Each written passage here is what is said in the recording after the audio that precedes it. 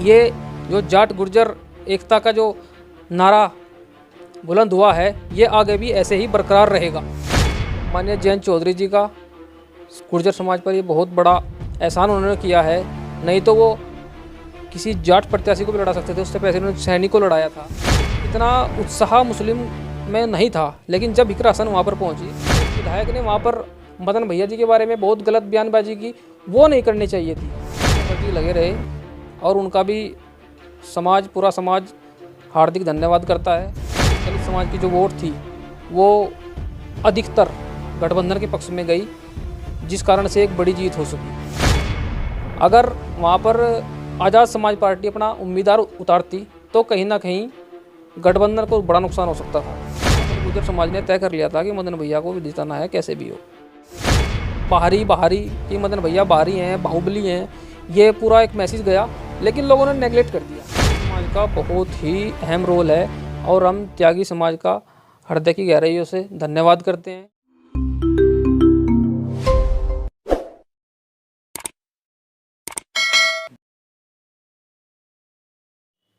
नमस्कार, स्वागत है आप सभी का हिंदुस्तान 24 पर और मैं आप सबके साथ विपिन चौधरी।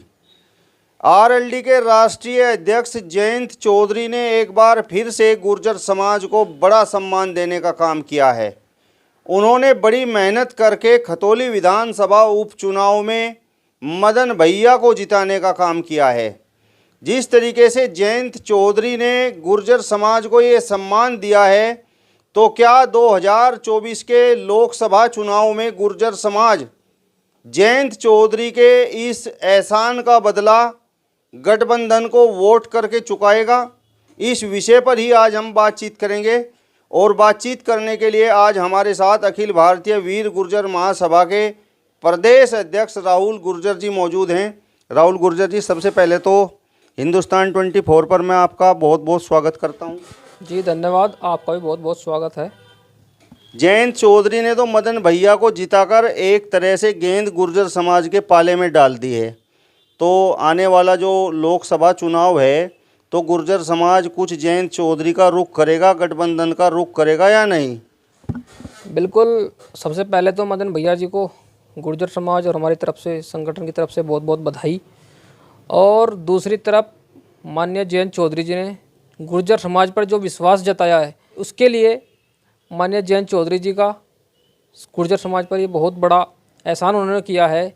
नहीं तो वो किसी जाट प्रत्याशी को भी लड़ा सकते थे, उससे पहले उन्होंने सैनिक को लड़ाया था। तो एक बहुत बड़ा एहसान गुर्जर समाज पर किया है और गुर्जर समाज भी बिल्कुल उस पर 100% खरा उतरने का काम गुर्जर समाज ने खतौली विधानसभा में किया है। एक मुश्त वोट गुर्जर समाज ने वहाँ पर राष्ट्रीय लोकदल गठबंधन को किया और मदन भैया, जिसके कारण 22,000 से अधिक वोटों से चुनाव जीतकर विधानसभा पहुँचे।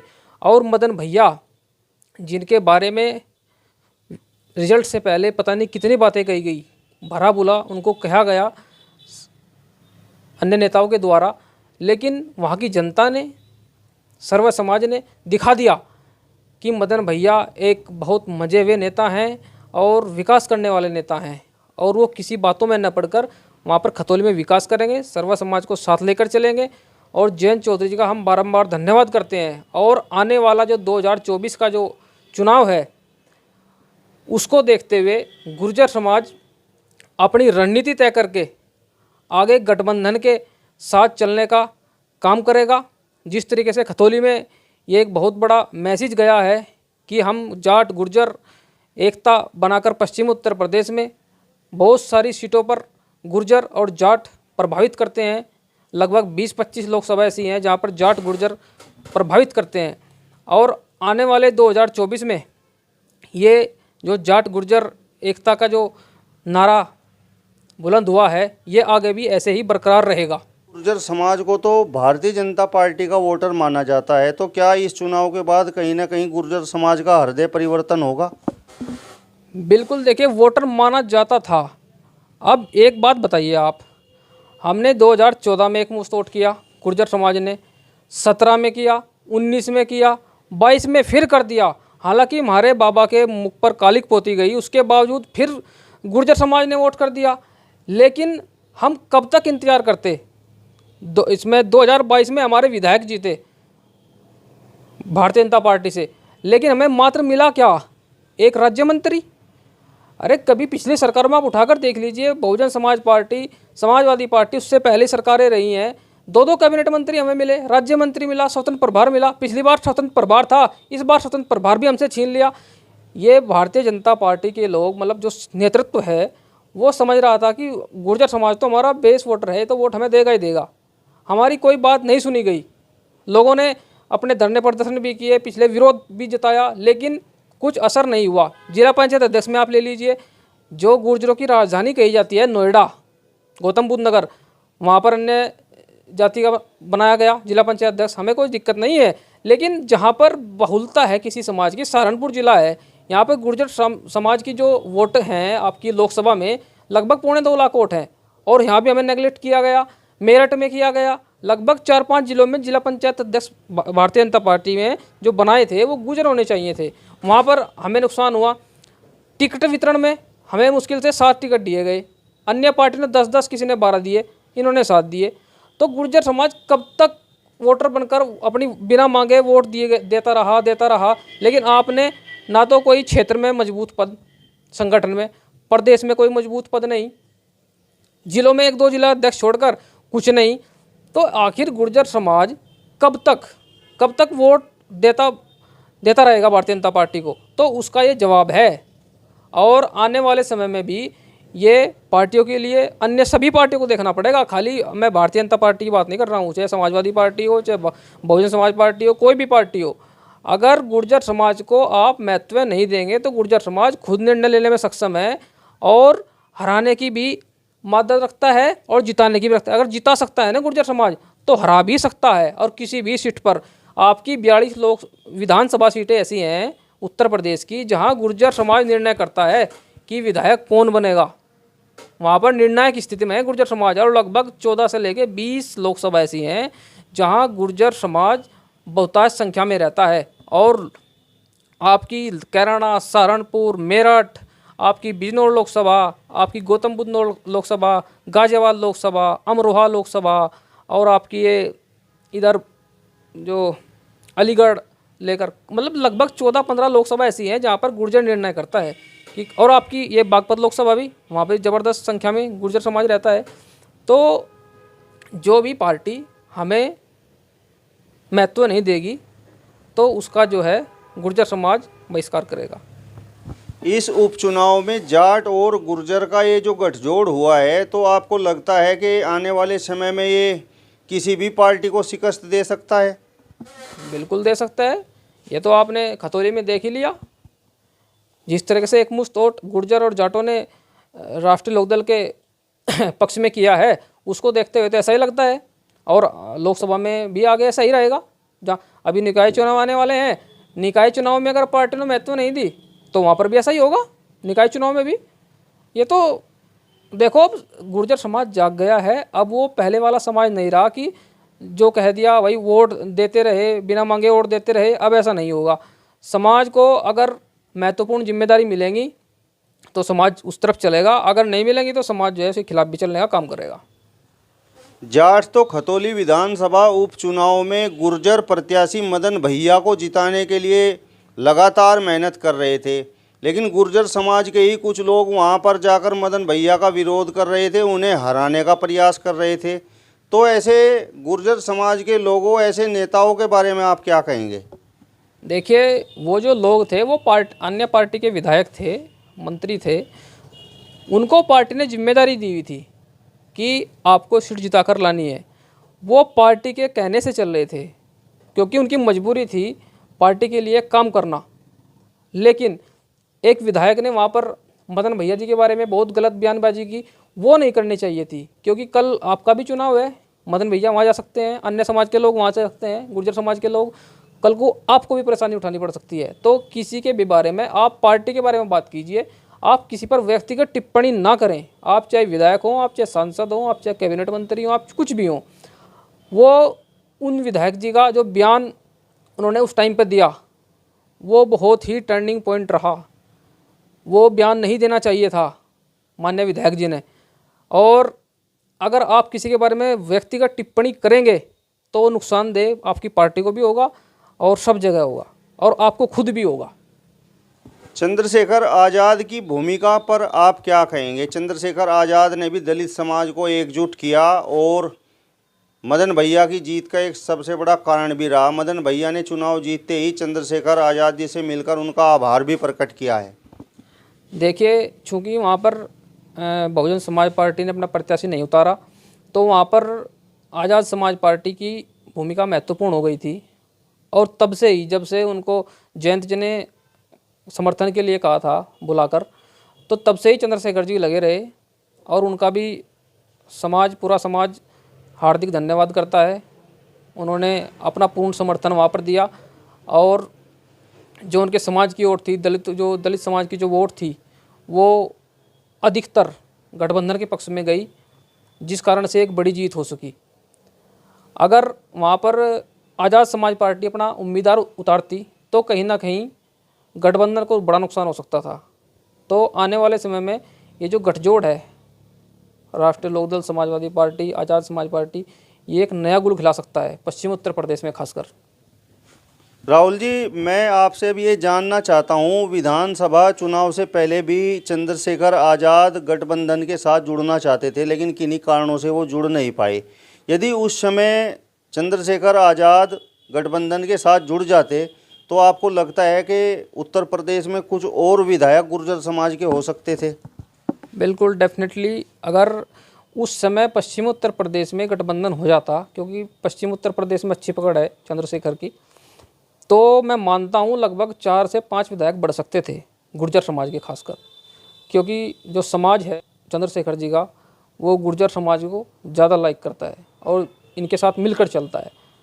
तो हो सकता है कि 3-4 विधायक, क्योंकि जिन सीटों पर हम गए थे, कुछ जगह हमने सर्वे किया, वहाँ पर हमें लगा कि कुछ विधायक और बढ़ सकते थे पश्चिम उत्तर प्रदेश में, 3 से लेकर 4 विधायक, क्योंकि कई सीटों पर निर्णायक स्थिति रही, कहीं 2000 की, कहीं 4000 की, 5000 की, ऐसे तो बढ़ सकती थी विधायकों की संख्या हमारे सदन में।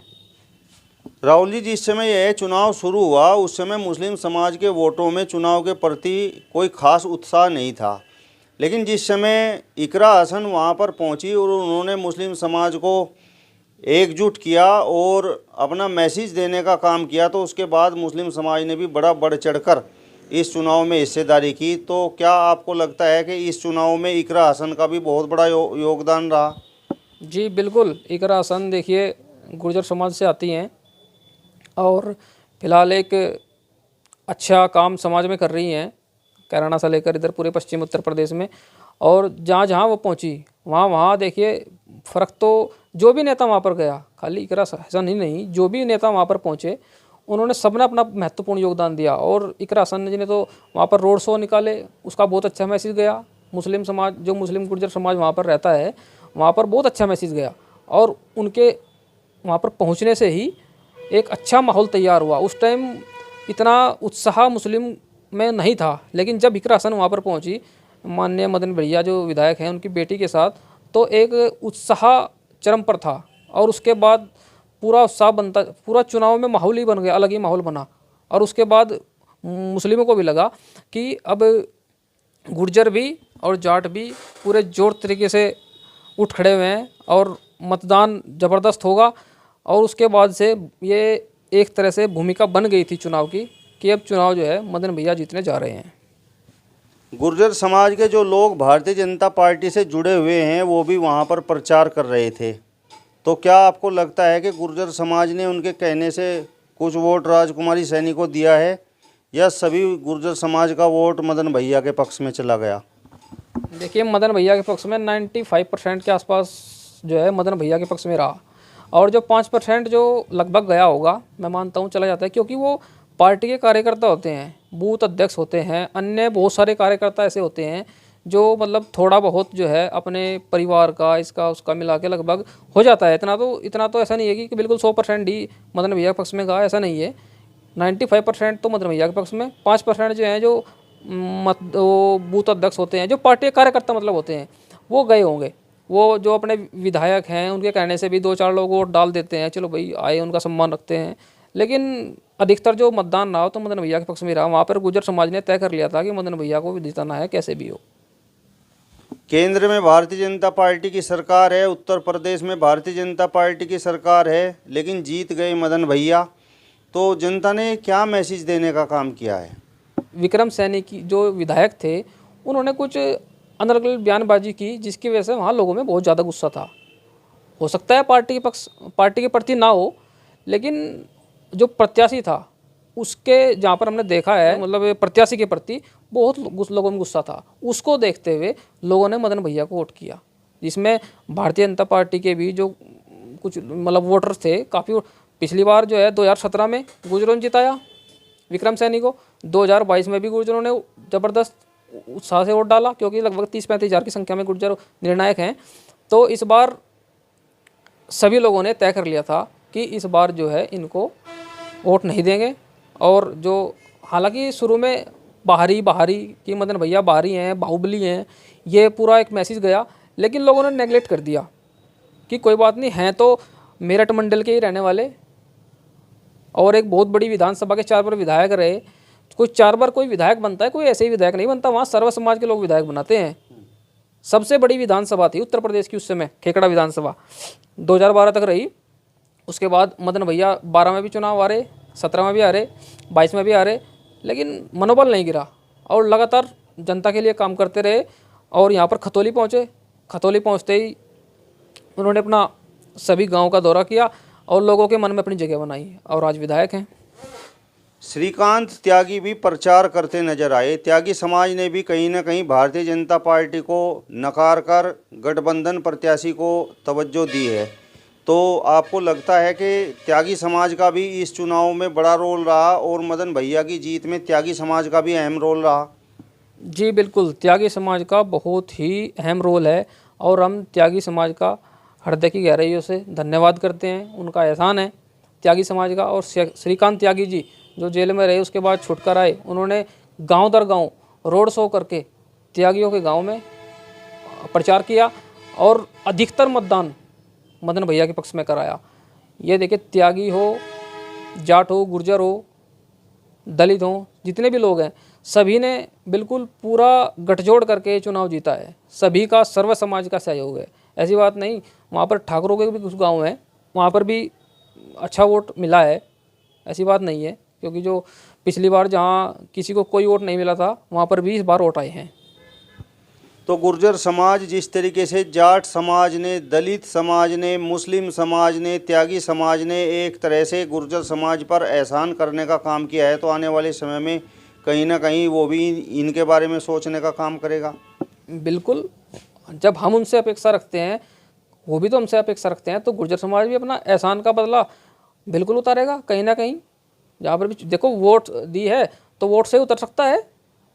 आज वहाँ हमने गुर्जरों को वोट मिली है, उन लोगों की कहीं ऐसी विधानसभा भी होंगी जहाँ हमारा प्रत्याशी नहीं होगा, तो हमें वोट करनी पड़ेगी और करनी भी चाहिए। जब उन लोगों ने हमें मजबूती से चुनाव लड़ाया और चुनाव जिताया, आज हमारी संख्या बढ़ी है विधानसभा में, सदन में, तो हमारा भी ये फ़र्ज बनता है गुर्जर समाज का कि हम भी उनको सपोर्ट करें। फिलहाल इस वीडियो में बस इतना ही। अगली वीडियो में फिर आपसे मुलाकात होगी, तब तक बने रहिए हिंदुस्तान 24 के साथ। नमस्कार।